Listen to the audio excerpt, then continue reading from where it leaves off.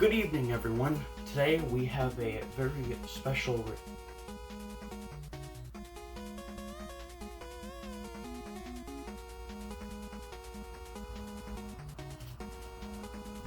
I didn't choose this look. Good evening, everyone. Today we have a review for the ColecoVision. Not the Intellivision, not the Atari 2600. Why the ColecoVision? Well, anyway, the ColecoVision is kind of a weird one. You know, when it came out, Atari kind of lost their minds because this thing was the beast. It was more powerful than any console seen at that time. Except maybe the Vectrex, but that was like different hardware. It was like using wire graphics. But yeah, Atari ended up making the Atari 5200, which they didn't really need to do because that just ended up tarnishing their brand, and the Atari 2600 was selling well already. Mattel ended up just kind of sitting this one out, like they were just in the back smoking crystal, and they didn't really care. They didn't like come up with a new system because they were doing well already, and that was the smart move.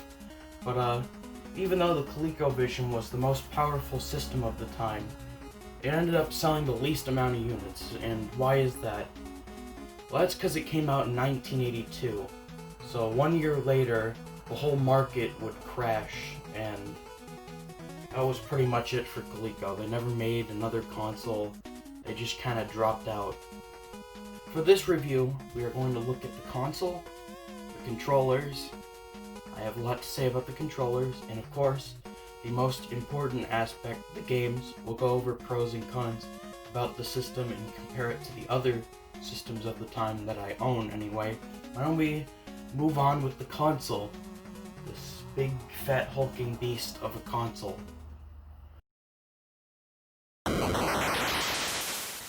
This is my ColecoVision right here. As you can see, this thing it's pretty large. I mean, just look at this shit. It's amazing. I mean, it's not the biggest console I've ever seen, but here's the logo up front, that rainbow logo. Pretty much every console of this generation had that. Controllers fit right in there if the camera will focus. We'll get to these next. But as you can see, we're already not looking too good. When you're done, put it in there. Just open it up, and if you want to play the Atari 2600 adapter, yes, they made that. They got sued, but they actually won. But if you want to put that in here and play some Atari 2600, I mean, go right ahead. I mean, it's not easy to find, but yeah, why not? I don't know what this is on my console. I mean, I'm led to believe that this is like jizz or something, but whatever it is, it won't come off. It's like stuck there. It's like this crust. I tried getting it out, believe me. Here is where the RF port goes. It'll focus. And yeah, this is the ColecoVision.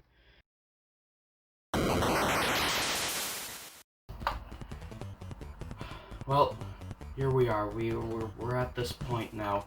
We have to talk about the ColecoVision controller.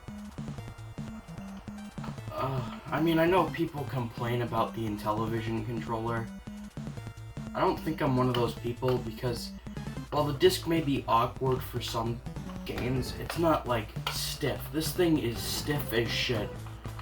Like, seriously, it's like slapping around an erected cock. It's terrible. Playing this thing for long hours, it's like, it does a great deal on your thumb. And of course you have the keypad here. Why do you have a keypad? This is the ColecoVision.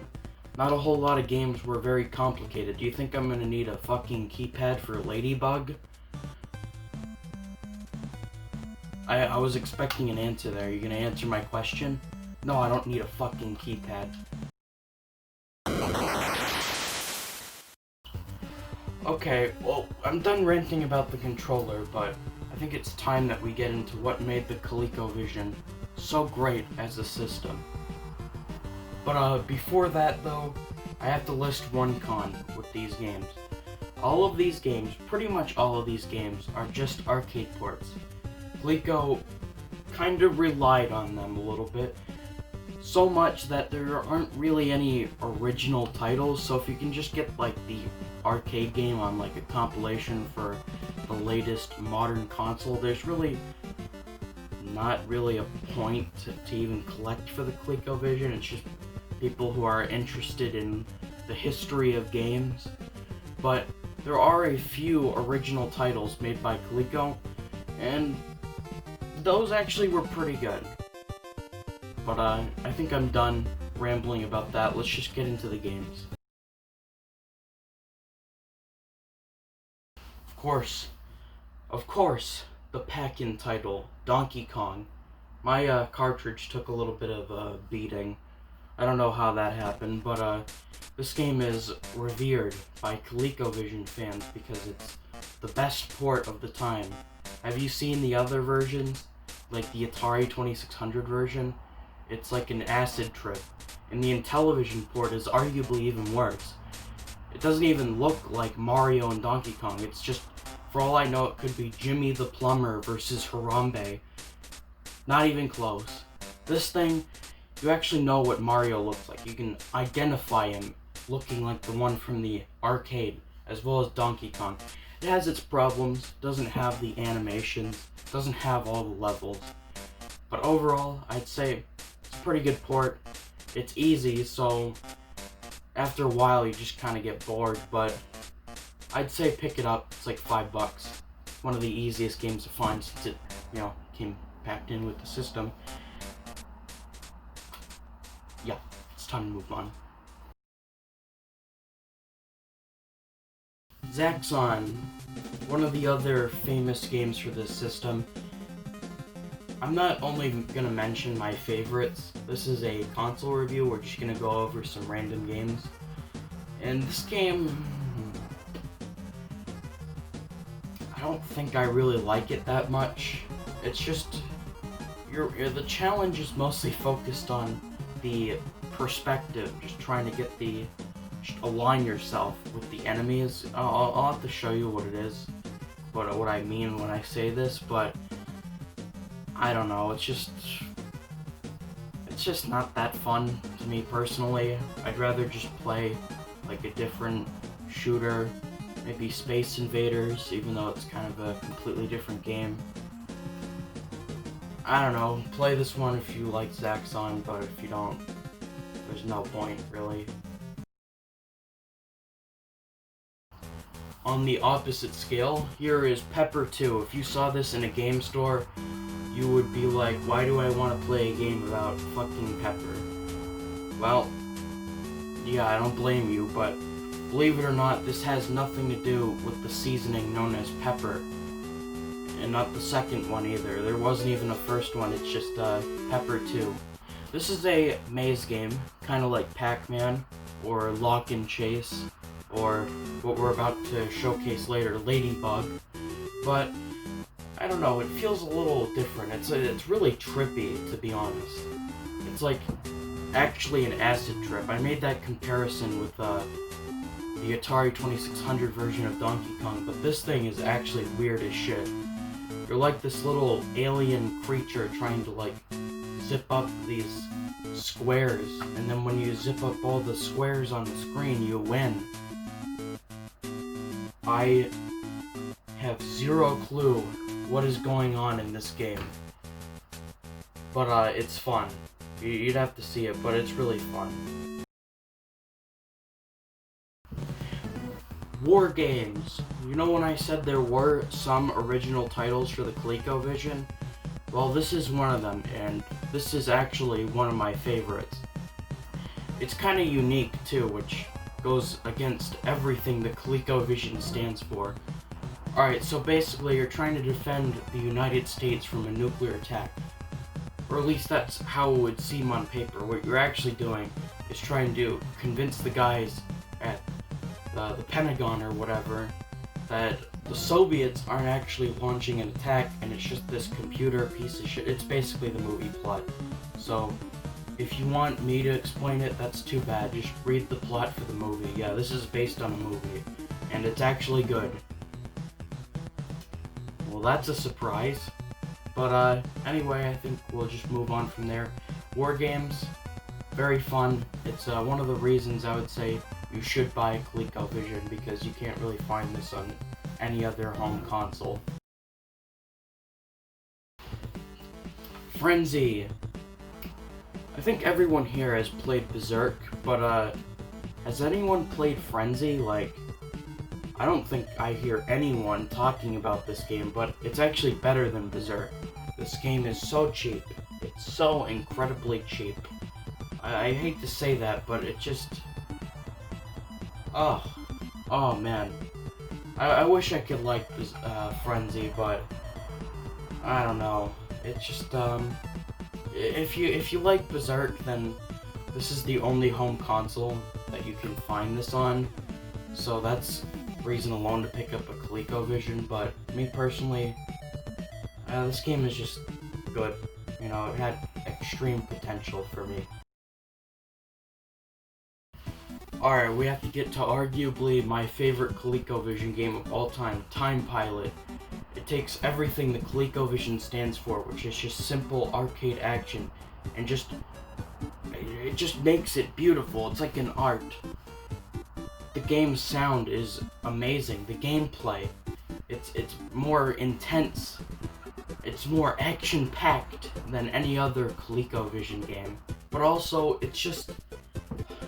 How do I put Time Pilot? It's like, you can't really explain such a simple game so well. The only thing you can do is just play it. I say this over and over again, but you just have to play these games to know what I'm talking about. I'll show you gameplay to try and make it as cool as I can make it look, because until you played Time Pilot, you won't even know just how good it is. Maybe my favorite ColecoVision game. Ladybug. Just like Lock and Chase, Pac-Man, and previously mentioned Pepper 2, this is a maze game. But unlike something like Lock and Chase, instead of focusing on reflexes and coordination, this is more about like timing and planning. I'd say that alone makes it worth a play, because it's just a different feel than those games. It's a little bit more slower paced, but also not like just boring either, like kind of slow paced. You know what I mean? Probably not. I'm really bad at explaining this stuff, but Ladybug, another very good game for the ColecoVision. Alright, so this is Looping. This is just a weird game. As soon as you get in there, you have to like blow up some missile or something, and then immediately you get access to this area, which becomes hard as shit. Like, I haven't actually passed this area where you have to navigate all like around these pipes and shit. It's super difficult. And I mean, I played it for about an hour and I kind of liked it. I mean, it controls very well, but there's just not like a whole lot to it, to be honest. So Looping, it's a pretty decent game, I'd say. Play it. It's fine. Fucking sucks. Oh boy, this one. This one right here. Alright, so this game is Gateway to Apshai, ported by Epix. It's an adventure game, or more like a dungeon crawler, which is extremely advanced. Arguably even more advanced than the advanced Dungeons and Dragons games on Intellivision. It has just a ton of different equipment you can find, spells, traps, a ton of enemies. Like later in the game you find like this vampire, which will actually destroy you. So I guess it's kind of unfair in that way, since you're not really prepared for what's coming. But also you can find secret doors. There's just a ton to unpack here. It'll take a while to figure out how all the mechanics work in this game, but I think when you do, you'll have a lot of fun. Like, I figured out this game, and man, tons of fun. Maybe even better than Time Pilot. They're close. This game is probably the most advanced game of the entire second generation, or at least of the big three, which I own. But yeah, Gateway to Apshai, this is must play. Alright. Alright, well that's just a sample of all the ColecoVision games. I only displayed like a few of them. Some of them I thought were the best, other ones were just okay, but I think I gave you enough to where you'll be satisfied. Expect more coming from the ColecoVision. The system is very fun. I would say it's better than the Atari 2600, but just not, just slightly, maybe slightly worse than the Intellivision, because I love the Intellivision. Has tons of original games. I'll get to the Intellivision. But yeah, the ColecoVision, the cons, bad controllers, not really any original titles, but the pros are that the titles on here, if they were released on any other system, this would be the best version of that game. Like Ladybug or Zaxxon. You get the idea. But anyway, thanks for tuning in. This is the ColecoVision. Very nice system. I'll see you next time with another review, I think.